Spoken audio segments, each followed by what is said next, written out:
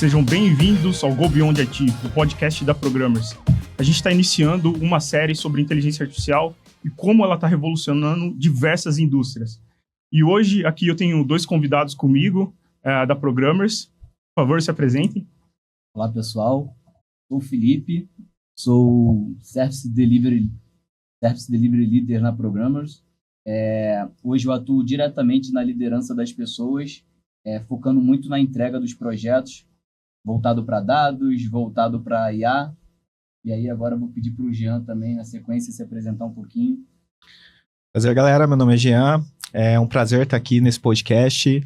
Espero que a gente tenha um papo bem descontraído sobre inteligência artificial. Eu trabalho na Programmer já há algum tempo com customização de software, com pré-venda, né? Então a gente acaba utilizando muito das nossas skills e agora com inteligência artificial a gente consegue ir muito além, criando soluções mais adaptativas e mais customizadas para os nossos clientes. Então eu espero que a gente consiga tirar bastante informação desse bate-papo aqui e aprender bastante, né, um com os outros. Legal. E eu sou Rafael Dourado, sou diretor da Programmers. E a gente tem um grande especialista de dados e um outro principal developer aqui com a gente para falar de um assunto que é a inteligência artificial e as suas habilidades, as suas skills, né? E hoje em dia, todo mundo quando fala em inteligência artificial virou quase um sinônimo na cabeça das pessoas, IA generativa, mas a gente sabe que inteligência artificial é muito mais do que IA generativa, certo? Tem muitas outras skills, muitas coisas para ser exploradas e combinadas, que eu acho que essa parte da combinação aí é muito poderosa e pouco explorada, eu vejo hoje em dia, né? E lembrando, né, inteligência artificial não é um assunto de hoje. Começou na década de 50, a gente teve diversos tipos de inteligência artificial, até a gente chegar na mais recente, onde a gente usa bastante redes neurais, começou com machine learning, deep learning, agora a gente está em IA generativa, mas são diversos outros tipos de inteligência artificial que a gente pode combinar, correto? Acredito que hoje a expectativa está muito alta, né, em cima da IA, né? Mas a IA ela é uma parte ali, a IA generativa, né, que é o que todo mundo fala hoje, ela é uma parte ali dentro de tudo esse bloco que já vem de um longo tempo, né? Desde lá atrás que começou, como o Dourado falou, de machine learning, depois na sequência deep learning, que são ali as redes neurais também.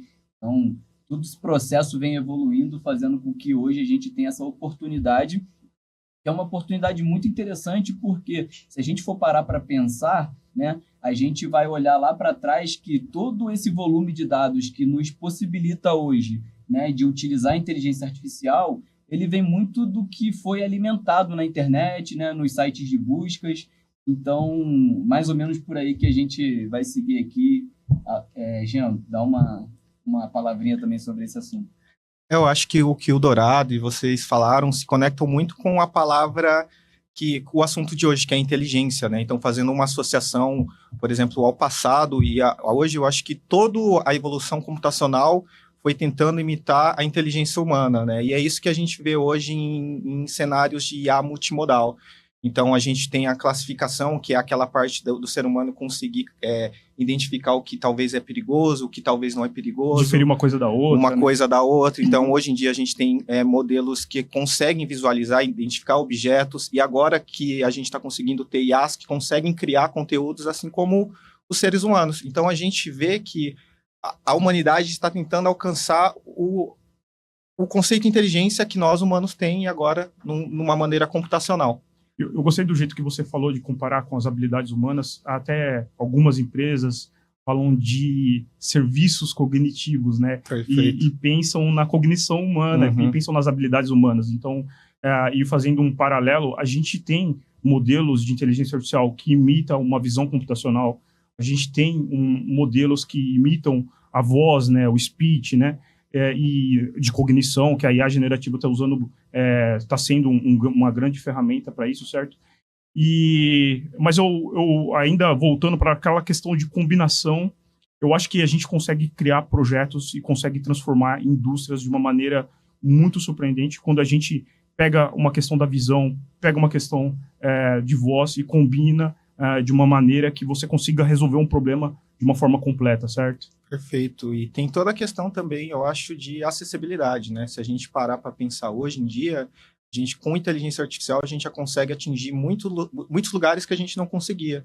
Então, tem toda a questão, por exemplo, de idiomas. Hoje a gente consegue gravar um vídeo, por exemplo, igual a esse, todo em português, e reescrevê-lo ou pedir para uma IA traduzir todo ele em inglês, por exemplo, utilizando até a própria entonação de voz, como se a gente estivesse falando, né? Até a boca ali mudando. Então, hoje o poder computacional e de inteligência chega a ser um pouco até assustador. Mas a gente precisa tomar cuidado, né? Porque assim como uma criança pode aprender errado, a gente também pode ensinar uma máquina errada. Então, por isso que é legal a gente conseguir saber dosar o que e onde deve aplicar esse tipo de tecnologia, né? Então, ela não resolve tudo, mas ela está ali para complementar o que a gente já faz muito bem hoje em dia, que é a criação de software. Legal. E a possibilidade que hoje a IA traz ali, né? Até dando um exemplo rápido aqui, imagina você estar ali passando por uma determinada loja, aí você tira a foto de uma camisa e você consegue pegar isso e depois jogar na internet ali e pedir para que ele busque o preço, né? Lojas que vendem aquela camisa. Então, essa possibilidade que tem de a gente conseguir juntar a parte de visão computacional, que é a imagem, com texto e muitas vezes áudio também, isso é muito interessante. Legal, levando em consideração tudo isso que a gente conversou aqui sobre multimodal, tipos de IA, onde aplicar, né? Você não acha que seria interessante a gente trazer alguns cenários aqui que a gente já teve a oportunidade de passar, né, alguns desafios, e mostrar aqui, falar um pouquinho aqui para a galera como a gente aplicou, o que resolveu, né? Porque, no fim das contas, o que a gente quer fazer, seja com inteligência artificial ou não, é resolver um problema, né? Que é isso que a gente faz de melhor. Perfeito. E pegando um exemplo de uma indústria que a gente tem atuado bastante, a gente da Programmers, por exemplo, no cenário de concessão de rodovias, a gente já tem ajudado a indústria a usar computer vision para identificar o que está acontecendo na rodovia. Então, se tem um carro parado, ou se tem um animal, ou se tem algum acidente, então a gente já está treinando modelos para visão computacional. Mas, voltando para aquela ideia de combinar, como que a gente pode utilizar isso? Imagina que a gente identificou alguma coisa que está acontecendo na rodovia, pega aquela imagem, o que está acontecendo, manda para uma segunda inteligência, pode ser uma inteligência generativa, multimodal, onde ele entenda a imagem e consiga descrever o que está acontecendo. Por exemplo, tem um carro pegando fogo na rodovia. Então, a Generative AI vai conseguir descrever melhor o que está acontecendo, e com isso a gente pode até, desde acionar alguma viatura, algo para fazer a limpeza do local ou apoiar alguém que está precisando, ou até mesmo um cenário que a gente tem visto que você pode, daquilo, conseguir transformar num ticket, num relatório que vai ser mandado para os órgãos reguladores, e assim. Então, a gente utiliza diversas inteligências em cada passo, combinando ela, você consegue automatizar desde uma coisa que aconteceu lá na estrada até mesmo um relatório final que precisa ser entregue para algum órgão, entendeu? E eu queria um pouquinho além aqui com o Felipe e talvez voltar naquele assunto que ele falou do volume de dados, né? Porque você falou em captação de imagem, geração de conteúdo em cima das imagens, e aí eu acho que vem a análise de dados para gerar algo muito mais além, que é a parte de predição, que também é algo que a inteligência artificial traz para a gente, né? O momento da gente conseguir meio que adivinhar o que pode acontecer no futuro. Então, trazendo esse cenário que você falou, talvez aconteça acidentes todos os dias, naquela determinado horário, que fica à noite, talvez por falta de luz. Se estiver chovendo, ou se tem um caminhão com baixa velocidade. E aí, talvez essa parte de dados, como que funciona assim? Como que você poderia criar uma análise preditiva em cima de conteúdo? Você já teve algum cenário parecido, Felipe? Sim, isso acontece bastante nos nossos projetos, né? O doutorado mesmo participa de alguns ali na liderança também, atuando, e consegue até explicar um pouco melhor esse ponto aí das análises preditivas. Claro, assim, como você mencionou, né, hoje o que a gente faz é treinamento com bases de dados, né? Muito dessa parte preditiva a gente chama de um treinamento supervisionado. Então, a gente coleta diversos cenários onde a gente pega, por exemplo, se a gente quer treinar, reconhecer um determinado produto, a gente pega esse produto de diversos ângulos diferentes, diversas iluminações diferentes, e a gente faz um treinamento supervisionado na inteligência para que ela consiga inferir em novas fotos o que é aquela imagem, o que é aquele produto, né? Isso eu dei um cenário ali de imagem de novo, né? Mas assim, a gente pode fazer isso com dados estruturados também. Imagina, por exemplo, que você tem todo o seu fluxo de caixa de uma empresa e você tem uma base grande para que você faça realmente um treinamento também, um treinamento supervisionado, e com aquilo você consegue começar a inferir também, achar padrões e qual que é o futuro baseado nos dados que você tem, né? Então, sim, a parte de predição é uma ferramenta interessante para você combinar com outros modelos de inteligência artificial. É muito bacana. E eu consigo, só nesse bate-papo que a gente está tendo aqui, várias ideias de como talvez uma loja pode usar a inteligência artificial para saber, por exemplo, determinada estação do ano, o que vende mais, o que vende menos, para investir talvez em publicidade, marketing para determinado item, para conseguir ter mais vendas, né? Porque se você tem uma inteligência que te ajuda a te mostrar o melhor caminho, você não precisa, às vezes, se esforçar para conseguir adivinhar o que o seu cliente quer. Porque você já tem toda uma inteligência por trás disso, analisando o que os seus clientes de fato estão procurando, né? Não só isso, né? Também tem muitas coisas que influenciam, né, no modelo final, né? A gente pode ver, tem dados de clima, dados de jogos até de futebol, que podem estar envolvidos em todo esse cenário, né? Com mais informações para, no final, apoiar ali também com mais informações para a IA.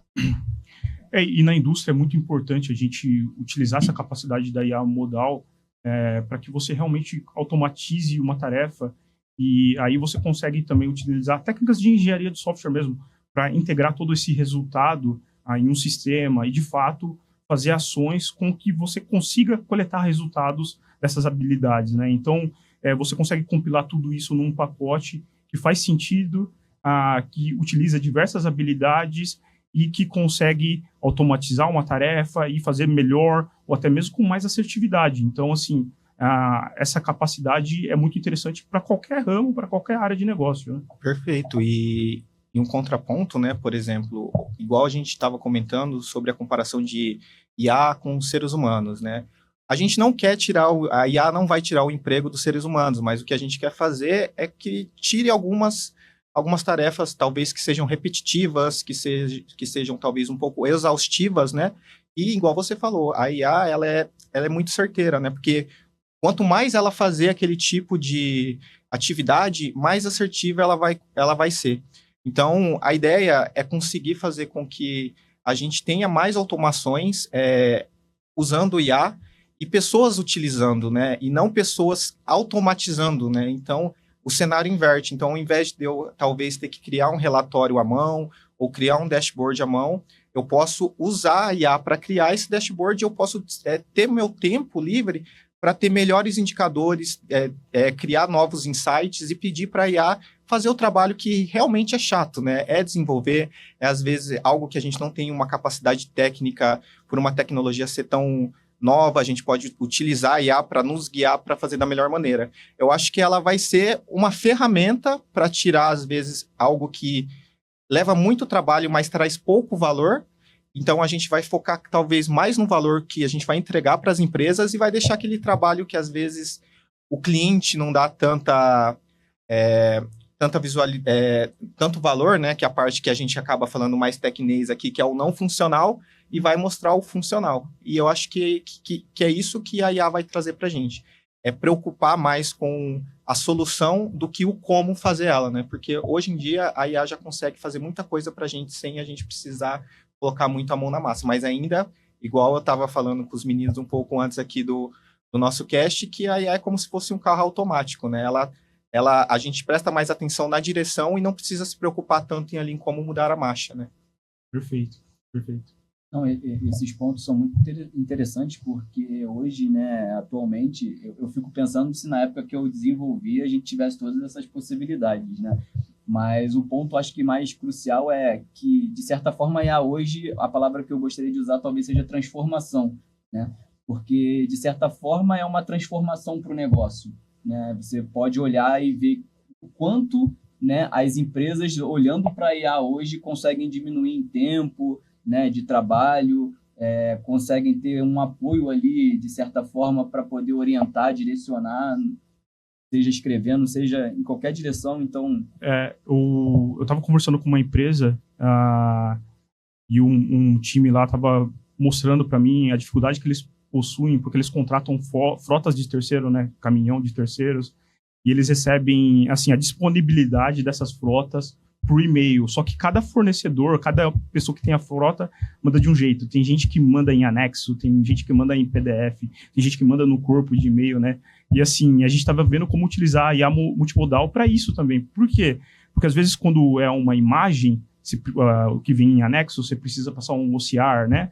Quando tem alguma coisa mais visual, você precisa traduzir aquele jeito, ou se vem uma planilha, é uma outra forma que você extrai os dados. Se vem no corpo de e-mail, uma IA generativa consegue entender melhor o e-mail, né? Então, imagina quantos processos que tem nas empresas que depende desses e-mails que não vêm do jeito de um formato padrão que você consegue automatizar. Imagine o quanto que isso não é valioso dentro de uma indústria, né? E isso que você falou é bem legal, porque a gente consegue, nesse caso de uso seu, olhando aqui para a parte mais de desenvolvedor, eu já consigo imaginar uma solução, né, para isso. Então, por exemplo, a gente pode falar de quase todos os modals aqui só para resolver esse problema.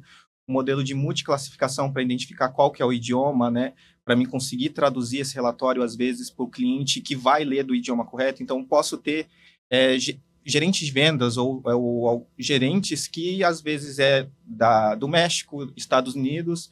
Eu posso ter uma IA que envia o mesmo relatório traduzido, que venha de um PDF, ou venha de um texto, ou venha de um corpo de e-mail, num padrão que eles já estão acostumados a ler, né? Ou melhor ainda, né, sistemificar para que eles consigam acessar num portal ou até mesmo por um dashboard, né? Eu acho que isso tira, por exemplo, a necessidade de uma pessoa fazer essa triagem. Então eu vou ter que pegar esse e-mail, ele está em espanhol, vou ter que traduzir de português para espanhol.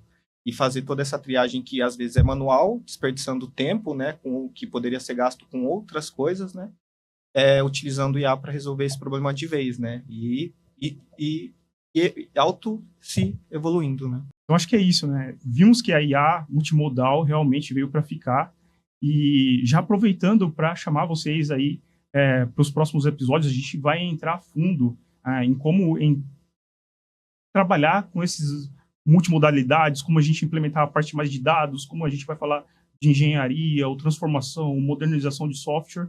E para tudo isso que a gente falou, você precisa de um parceiro aí que tenha todas essas habilidades também, habilidades humanas no caso agora, né? Então, continue com a gente aí nos próximos episódios, onde vamos entrar a fundo em cada uma dessas partes. Obrigado, Felipe, e obrigado, Jean, pela participação. Foi um prazer. Obrigado, prazer.